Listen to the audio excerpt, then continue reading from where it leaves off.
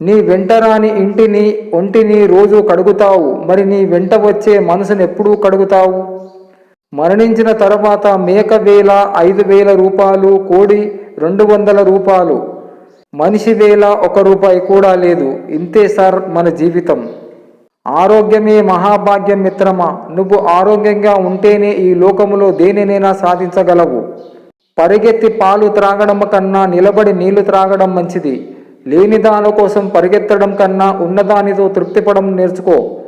ఆశలను నెరవేర్చుకోవడం తప్పు కాదు, ఎదగడం తప్పు కాదు. కోడి ఒక్కసారి కూస్తుంది, లోకమంతా లేస్తుంది. నువ్వు కూడా అవసరం ఉన్నప్పుడే మాట్లాడు. అప్పుడే నీ మాటల్లో విలువ, శక్తి ఉంటుంది. మన ఇంటి గుట్టు ఎవరికి చెప్పవద్దు. ఇతరుల గురించి నీవు మాట్లాడవద్దు. నీ ప్రాణ స్నేహితునికైనా నీ ఇంటిలో జరిగే సంఘటనల గురించి చెప్పవద్దు. మౌనం పాటించు. నువ్వు ఎంత మౌనంగా ఉంటే నీలో ఆకర్షణ శక్తి ఉద్భవిస్తుంది, వాక్శక్తి పెరుగుతుంది. ఎదుటివారు నీ మాటలను పాటిస్తారు. లోకం చెడ్డది కావచ్చు, అడుగడుగున మోసం జరగవచ్చు, కానీ నీవు మంచిగా ఉండాలనుకుంటే ఏ దుష్టశక్తి నిన్ను ఆపలేదు. నిన్ను ఎవరైనా పొగిడినా మెచ్చుకున్నా నీ జీవితంలో ఒక మెట్టు దిగినట్టే తెలుసుకొని మిత్రమా. ఎవరైనా నిన్ను కోపగించినా కసరించినా నీలో ఏదో లోపం ఉందని తెలుసుకో. తప్పు చేయడం తప్పు కాదు, తప్పును సరిదిద్దుకోకపోతే అది చాలా పెద్ద తప్పు. నీవు జీవితంలో ఎదగాలంటే నీ తప్పులను నీవు సరిదిద్దుకో. ఎదుటివారిని కోపగించుకోకు, శాంతం వహించు. నీ స్తోమతను బట్టి, నీకు వచ్చే శాలరీని బట్టి ఖర్చు చేసుకో. ఎవరో డబ్బును విచ్చలవిడిగా ఖర్చు చేస్తున్నారని నీవు మోసపోకు సుమా.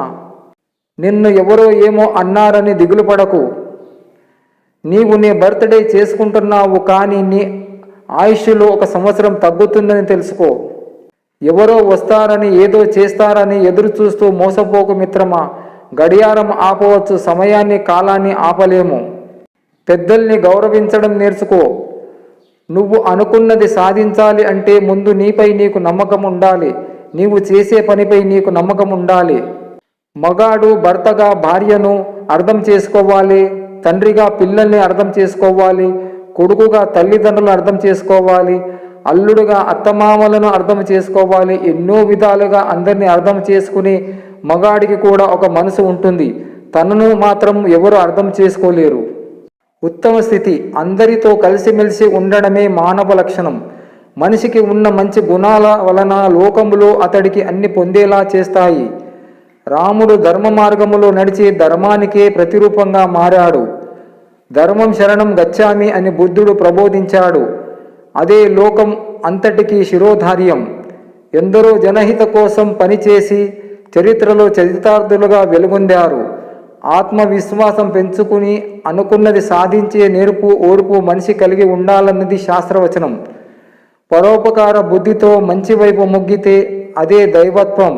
నేను నా అనే భావన నుండి బయటపడి మనం అనే ఉత్తమ భావన హృదయం లోపలి నుండి వెళ్ళి విరియాలి. అది శుభసూచకం. అదే మానవుడికి ఉదాత్త స్థితి కలిగిస్తుంది.